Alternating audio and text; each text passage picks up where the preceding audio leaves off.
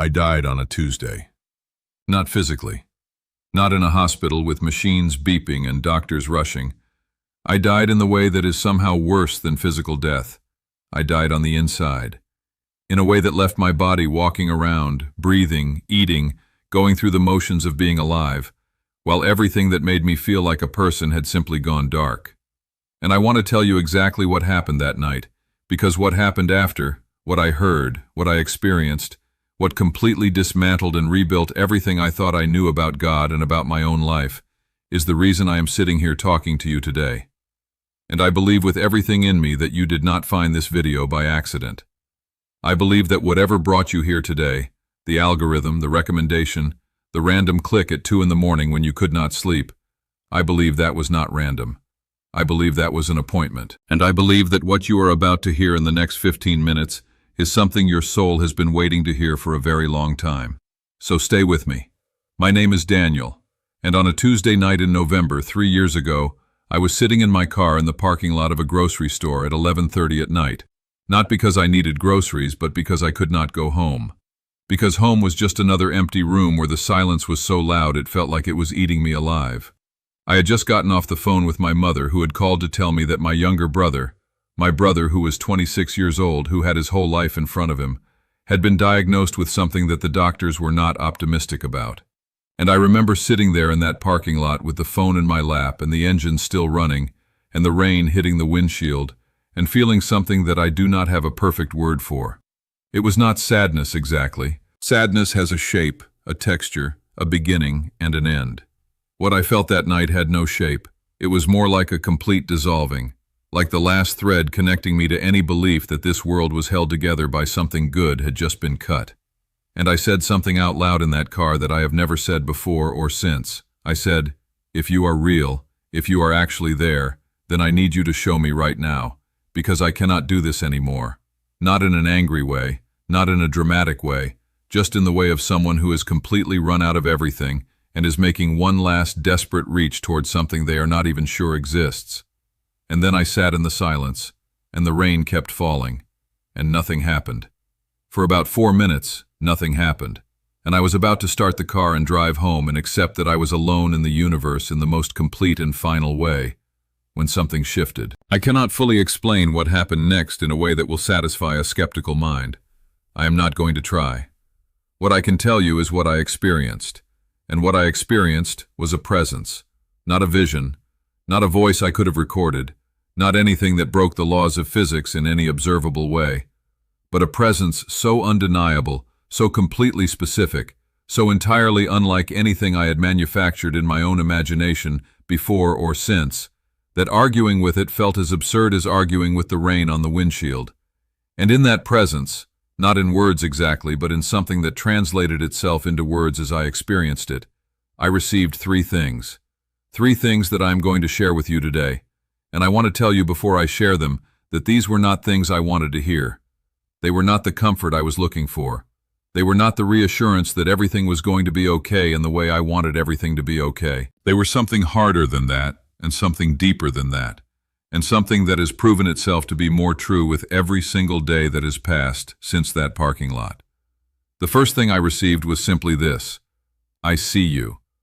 Not I see your pain, not I see your situation, just I see you. 2 words. And I want to spend a moment here because I think those 2 words contain something that most of us are starving for at a level so deep we have almost stopped knowing we are hungry.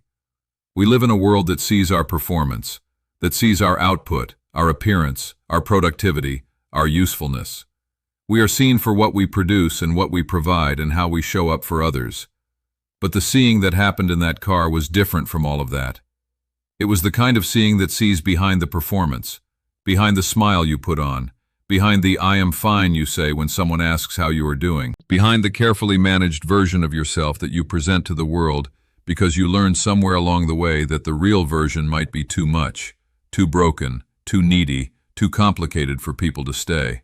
The kind of seeing that sees the version of you that wakes up at 3 in the morning with a fear you cannot name. The version of you that replays old conversations and old mistakes and old wounds in the dark. The version of you that has gotten so good at appearing strong for everyone around you that you have almost forgotten what it feels like to be held. That version was seen that night, fully, without flinching, without judgment, without the slight adjustment in someone's eyes that tells you you have revealed too much, and now they are uncomfortable, and now you have to dial it back and protect them from the reality of what is happening inside you. Just seen. And if you have never experienced being truly seen in that way, if you have spent your whole life being loved for the version of yourself that you perform, rather than the version that you actually are, then I want you to know that that seeing is available to you, right now. Not after you fix yourself, not after you become the person you think you are supposed to be, not after you have your faith sorted out or your life sorted out or your doubts resolved. Right now, exactly as you are. In whatever parking lot you are sitting in tonight, literal or metaphorical, you are seen. The second thing I received in that car was this: your brother's story is not over. And this one broke me open in a way I was not prepared for, because I had already begun, in the 4 minutes between the phone call and that moment, to write my brother's story as a tragedy, to close the book in my mind, to begin the grieving process for someone who was still alive. The human mind does this. It is a kind of self-protection, beginning to detach before the loss arrives so that the blow is softened.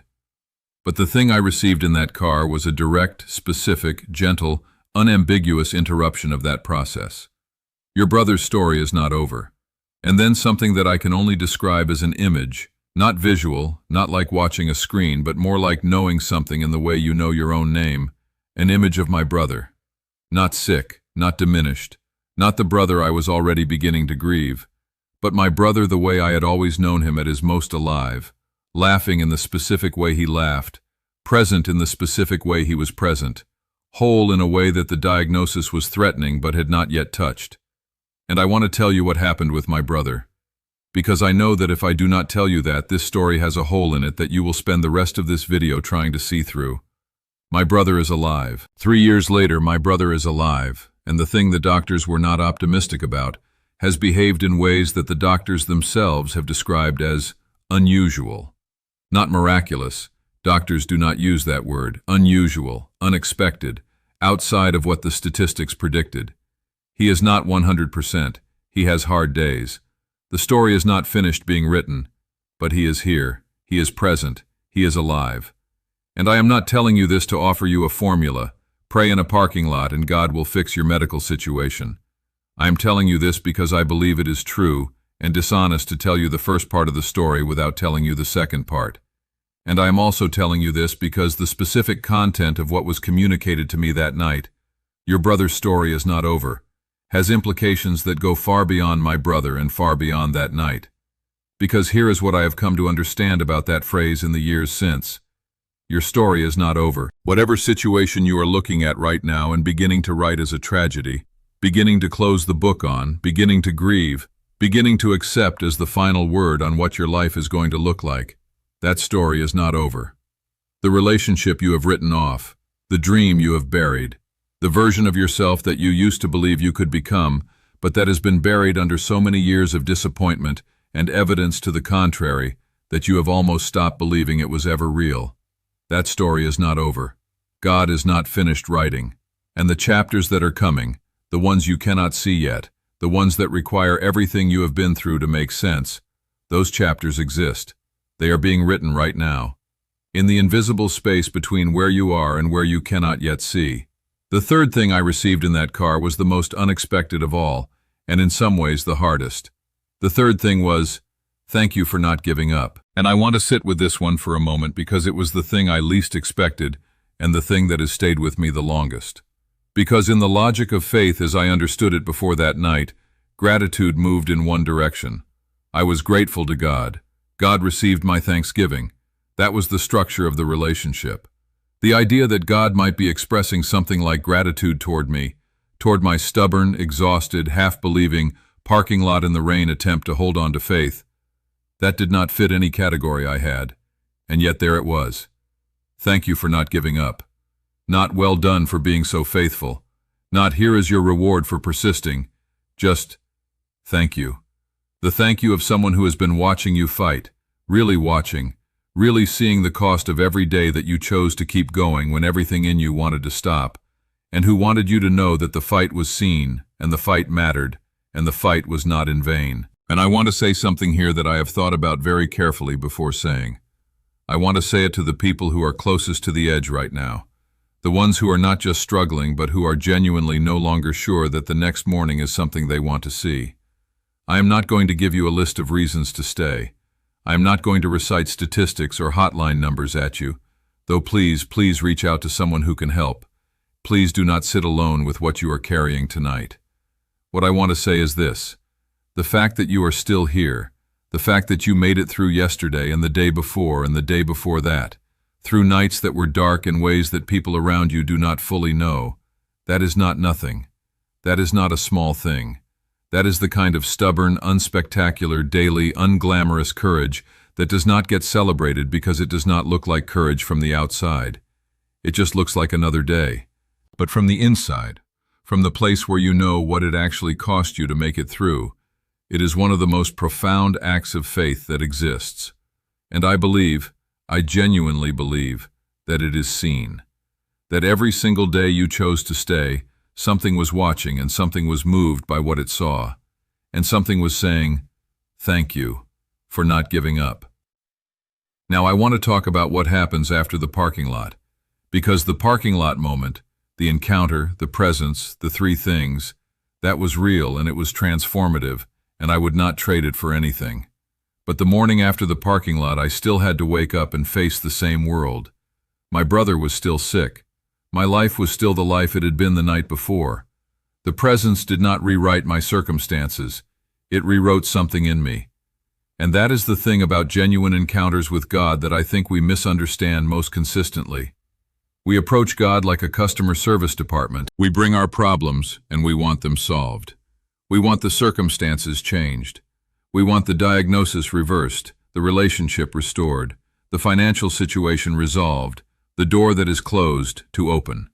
And sometimes, those things happen. But far more often what the encounter does is not change what is around you, but change what is inside you. It changes your capacity, your perspective, your relationship to the suffering you are carrying. It does not make the weight lighter. It makes you larger, strong enough to carry what you could not carry before. And this is something that I believe is deeply important and deeply misunderstood about the nature of faith and the nature of what God actually does in the hardest seasons of a human life. God is not primarily in the business of making your life comfortable. God is in the business of making you real. And making you real requires the same process that making anything real requires: pressure, heat, time, and the willingness to be shaped by something other than your own preferences and your own plans. The Japanese have a practice called kintsugi. When a piece of pottery breaks, instead of throwing it away or hiding the cracks with glue that matches the original color, they repair it with gold. They fill the cracks with gold lacquer. They make the breakage visible. They make the repair more beautiful than the original surface. And the philosophy behind it is this: the breaking is part of the history of the object. The repair is part of the beauty of the object. And the places where it was broken and repaired are not flaws to be hidden. They are the most valuable parts of the whole. Your cracks are being filled with gold right now. The places in you that have been broken, by loss, by betrayal, by disappointment, by the specific suffering that only you know the full weight of. Those places are not disqualifications. They are the places where the light gets in. They are the places where the gold goes. They are the places that will one day be the most beautiful and most valuable parts of who you are, because they are the places where your story intersects with something larger than yourself. And the people who will one day be healed by your presence, by your words, by the specific quality of compassion that can only be developed through specific kinds of suffering, those people need the cracks. They need the gold. They need to see that someone who has been where they are came out the other side not unscathed, but not destroyed, marked, repaired, more beautiful for the breaking. Let me close with this. I drove home from that parking lot in the rain, and the next morning I woke up and my brother was still sick, and my life was still hard, and the world had not rearranged itself into something more manageable. But I was different, not fixed, not healed in any way I could have pointed to on a medical chart or a life plan, but different in the way that a person is different after they have been genuinely seen by something that sees everything. After they have been told that the story they were closing was still being written. After they have been thanked for the fight they thought nobody noticed. I was different in the way of someone who had gone looking for God in a parking lot at 11:30 on a Tuesday night in the rain. Not because they were strong or faithful or had their theology sorted out, but because they had absolutely nothing left and nowhere else to go, and had found something that was already there, had always been there, was never not there, just waiting for the moment when the noise was quiet enough, and the pride was broken enough, and the performance was exhausted enough for the real thing to be recognized. That something is here right now, in whatever room you are in, at whatever hour you are watching this, through whatever screen is between us. It has been here the whole time, and it has been saying, I see you. Your story is not over. Thank you for not giving up. Hold on. You are more loved than you have ever been told, and the best chapters of your life are still being written.